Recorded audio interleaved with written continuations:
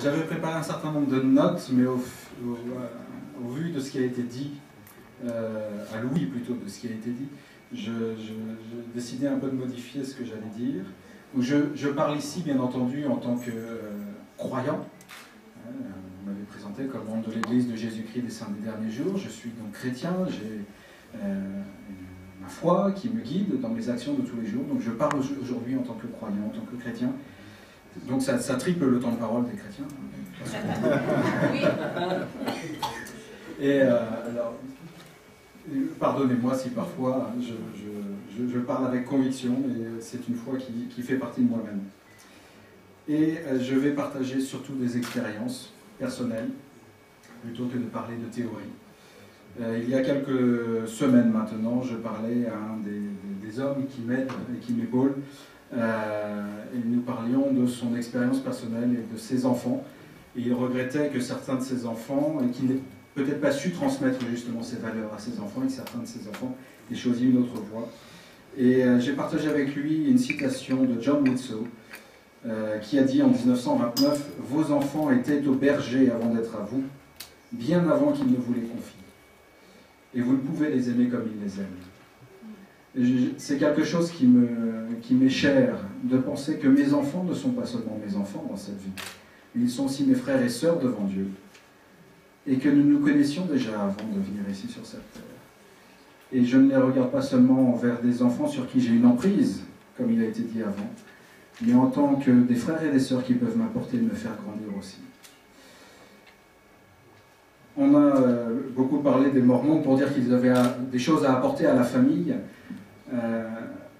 Il a été dit il y a environ 20 ans par les instances dirigeantes de l'Église au niveau mondial, que nous appelons la première présidence et collège des 12 apôtres, que la famille, il y a une déclaration officielle au monde qui a été faite il y a 20 ans, alors que la famille n'était pas encore attaquée comme elle peut l'être aujourd'hui. La famille est essentielle au plan de Dieu. On a évoqué tout à l'heure le fait que Dieu avait un projet pour nous. En effet, il a un plan pour nous. Ce plan, c'est que nous soyons heureux dans cette vie et que nous faisions tout notre possible pour retourner à lui après. Et dans ce plan, dans ce projet, la famille est centrale. Et alors cette famille, on a montré tout à l'heure une image avec les ancêtres, les grands-parents, les parents, les enfants. J'ai la chance que ma fille aînée ait connu son arrière-grand-mère et que mes 4 enfants actuels connaissent leur arrière-grand-mère de l'autre côté, la grand-mère de ma femme. Et qu'aujourd'hui, on a une famille de 4 générations, avec beaucoup de femmes. Je suis en minorité. Mais j'ai une femme merveilleuse. Et elle apporte beaucoup à ma famille. Elle est même le pivot de ma famille. Comment est-ce que nous pouvons partager nos valeurs?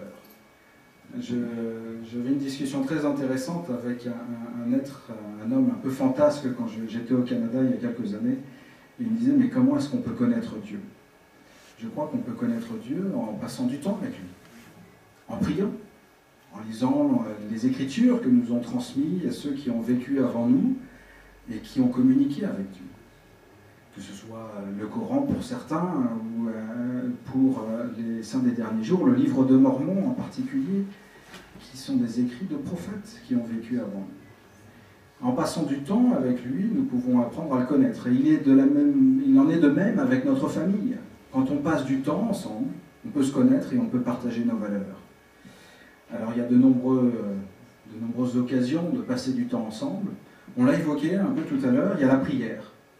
Dans ma famille, nous prions pour faire la bénédiction du repas que nous allons partager ensemble. C'est une pratique courante, je pense, dans de nombreux croyants à travers le monde. Et aussi le matin, avant que le premier membre de la famille ne quitte le foyer et que les autres sont déjà debout, nous faisons une prière ensemble pour que nous puissions avoir une bonne journée.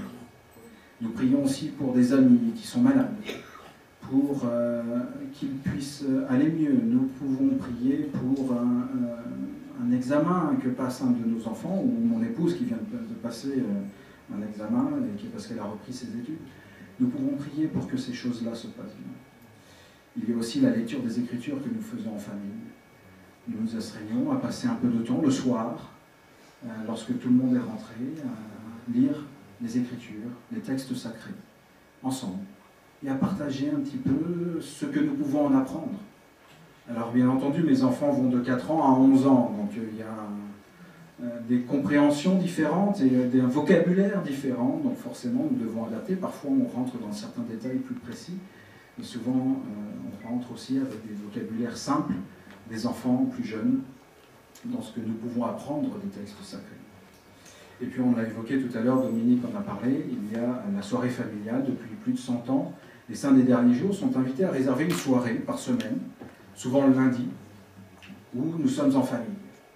Alors moi j'ai de la chance, on arrive à tenir la soirée familiale le lundi régulièrement, et le vendredi soir aussi.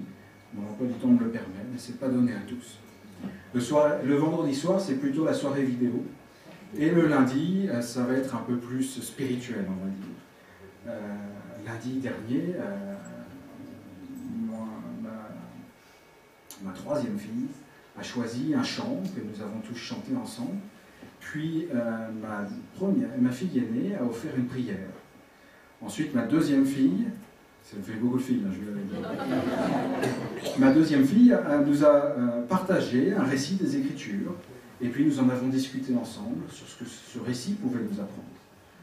Puis ensuite, mon fils, qui est le petit dernier, a choisi un chant, nous avons chanté ensemble pour terminer. Mon épouse a offert une prière. Et puis après cela, venait le temps un peu plus ludique, donc c'était mon tour. Et nous avons entamé une partie très disputée de ce jeu de cette famille. C'est le genre de choses que nous faisons un lundi soir, mais ça peut prendre de nombreux autres aspects, bien entendu. Et pour se répartir un peu ces tâches, j'ai fait sur l'ordinateur une petite roue où on a les différentes tâches de chacun et les noms de chacun, et on fait tourner la roue semaine après semaine. Et comme ça, on sait à qui c'est le tour de choisir l'activité, de préparer une petite leçon, quelle qu'elle soit, de choisir un chant, de faire une prière, etc. Ça, ce sont des choses très pratiques, mais tout à l'heure, justement, on se posait la question de quelles choses pratiques est-ce qu'on peut faire. La soirée familiale ne se passe pas tous les jours comme lundi soir. Hein. Parfois, il y a des enfants qui dorment déjà. Parfois, il y a des enfants qui sont punis aussi, parce que ça arrive dans notre famille, et qui sont dans leur chambre. Et puis, il y a parfois des enfants qui boudent et qui sont dans leur chambre aussi. Ça arrive. Les parents sont parfois fatigués, stressés, endormis un petit peu aussi. Enfin, tout arrive. Mais ce sont des moments qui sont attendus et recherchés par nos enfants. Parce que c'est un moment où nous vivons ensemble, où nous pouvons partager nos valeurs, où nous pouvons communiquer. Il y a un autre élément aussi qui nous est cher, c'est ce que nous appelons le conseil de famille. Alors ça, c'est un peu moins régulier, ça nous arrive de temps en temps. Parfois, à la place d'une soirée familiale, comme je vous l'ai expliqué juste avant, on tient un conseil de famille. Donc, on est tous ensemble et puis on va aborder un sujet un peu plus particulier. Il y a quelques temps, nous avons par exemple abordé mon changement d'emploi. Et nous sommes posé la question, est-ce que je prends l'emploi A ou l'emploi B? Est-ce qu'on déménage ou est-ce qu'on reste où nous sommes? Est-ce qu'on change d'école? Est-ce qu'on n'y va pas? Etc. Et nous avons abordé le sujet ensemble en famille. Le conseil familial peut aussi, le conseil de famille peut être aussi un conseil entre parents où on va discuter des aspects financiers, des choses et d'autres. Ça peut être avec un enfant et puis discuter avec lui de ses projets d'avenir. Quand ma fille est rentrée au collège, nous avons discuté ensemble. Là, elle avait choisi de faire de la musique et puis on lui a proposé de faire du latin. Mais faire du latin voulait dire qu'elle devait faire un peu moins de musique. Alors, on a tenu conseil ensemble, à trois, de savoir si elle devait plutôt accepter de faire du latin, qui m'intéressait, ou continuer un peu plus de musique. Et puis, si ça se trouve, dans un an, on aura déménagé, et puis la question se reposera sous des façons différentes. Ce conseil de famille peut aussi être un moment parent-enfant, en one-to-one, comme on dit en anglais. Donc, un enfant, un parent. Pendant plusieurs mois, je m'astreignais chaque samedi matin. Ça tombe bien, il y a 4 samedis dans le mois, donc 4 enfants, ça faisait un samedi, une semaine, un enfant. Et j'emmène un de mes enfants faire quelque chose, une activité. Ça pouvait être aller manger un petit déjeuner au McDo, ça pouvait être jouer une partie de jeu de cette famille ou autre, ça pouvait être simplement faire une marche ensemble dans le parc. Et c'est l'occasion d'ouvrir le canal de la communication, de parler de choses et d'autres, de partager ses valeurs. Et puis, bien entendu, il y a quelque chose qui, moi, m'est très cher, parce que ça m'a habité pendant toute mon enfance, et j'essaie bien que parfois l'emploi du temps professionnel nous en empêche, de le faire au maximum, c'est d'avoir le repas en famille. Pour moi, le repas en famille a toujours été un moment de communication. Alors nous astreignons autant que possible à prendre le petit déjeuner en famille, parce qu'on est sûr que là, à peu près tout le monde est présent. Mais parfois, je suis en déplacement, donc le petit déjeuner se passe sans moi. Mais le dîner, c'est plus difficile, et le déjeuner est encore moins facile. Donc, tous ces éléments-là sont des éléments qui nous permettent de partager nos valeurs. Qu'est-ce qu'on aborde dans ces sujets pour partager nos valeurs? On a parlé tout à l'heure de discuter sur des exemples des Écritures, des récits dans les Écritures. On peut, il y a quelques semaines, nous avons préparé une boîte aux lettres familiale. Une boîte de chaussures un peu décorée dans laquelle on peut glisser un petit mot pour les autres. Donc il y a quelques semaines, déjà il faudra que j'en remette un, j'ai glissé un petit mot pour mon épouse en lui disant « je t'aime », tout simplement. On a, quelques semaines auparavant, écrit un petit livret de reconnaissance. Donc, sur la première page, on a écrit une chose pour laquelle nous sommes reconnaissants. Donc, moi, c'était mon épouse. Une épouse.